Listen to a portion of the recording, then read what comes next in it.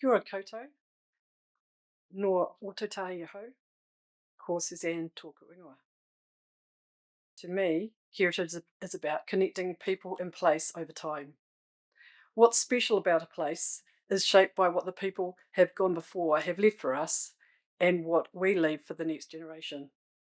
You make personal connections with the places you live in and visit.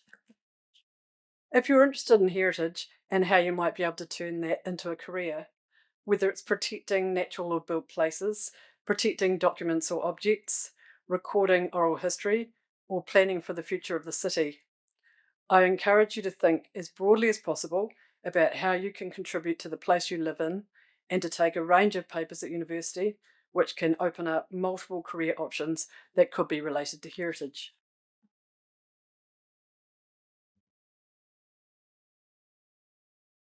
Encouraged by my mother, I was interested in history and passionate about family history from a young age. I was fascinated about how I was connected with all these people across time. I tracked down family members around the world, and I later travelled to see some of the places my family was connected with. I took history and art history at school, as well as keeping up with English, maths and science subjects to keep my study options open. When it came to university, I wasn't sure what I wanted to do as a career, so I ended up doing a BA at Canterbury. It was a general first degree, but it wasn't bad as a base for a more practical second degree. I did social science and a range of other arts papers, including New Zealand history.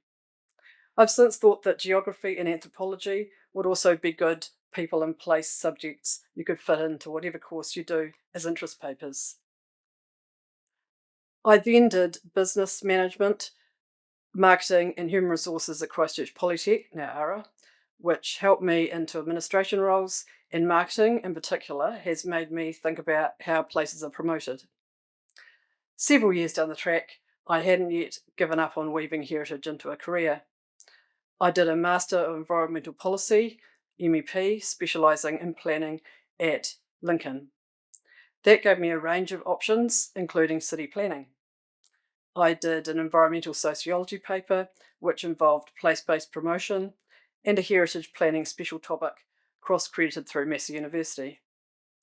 So it was a roundabout route into a career in heritage, but the MEP degree got me a job at Christchurch City Council as a consents planner, processing resource consents applications for breaches of the planning rules in the district plan. I put my hand up to process heritage applications, and the rest is history.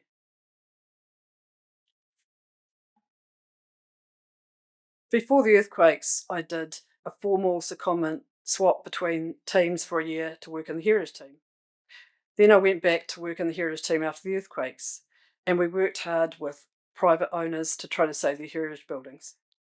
There are a lot of holes left in the city streetscape, and it was quite disorientating without those familiar reference points.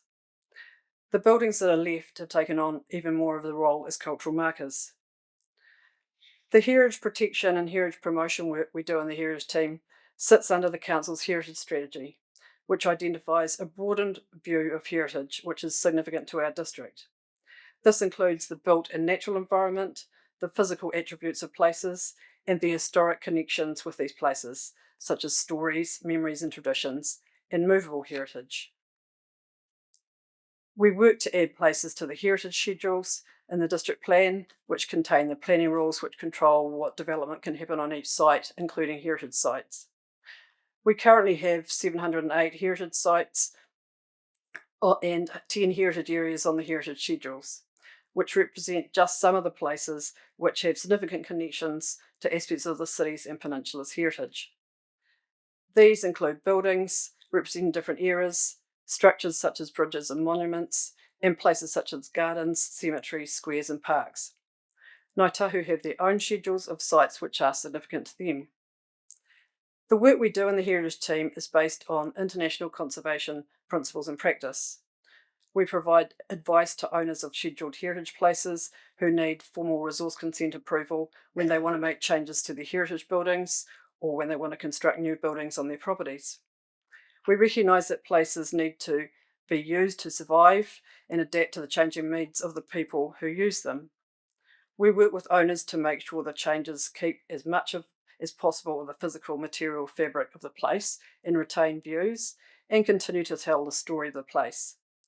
One of my colleagues coordinates and promotes the annual Christchurch Heritage Festival of community-led events such as walks, talks and tours, celebrating the history of places around the city. In a shameless plug for working in local government, there are many roles across council outside of the heritage team which are heritage related in the broader sense of connecting people to our place and contributing to the future of the city, whether it be delivering services, planning related roles including urban design, or running events to showcase the city. As an example of the opportunities available, I'm currently working 10 hours a week in the council's parks unit on a planning project looking at gaps in where open space is provided across the city. As I've been reminded at the university information sessions we've been going to recently with our daughter, the job market is more dynamic than ever, and we need to be prepared to change roles over our working lives. Heritage is such a personal experience. I encourage you to think about what heritage means to you and keep this with you as you navigate different roles and connect with the places you live in. If you enjoy your work and you feel you are contributing something to the living story of your place, then that's heritage in the making.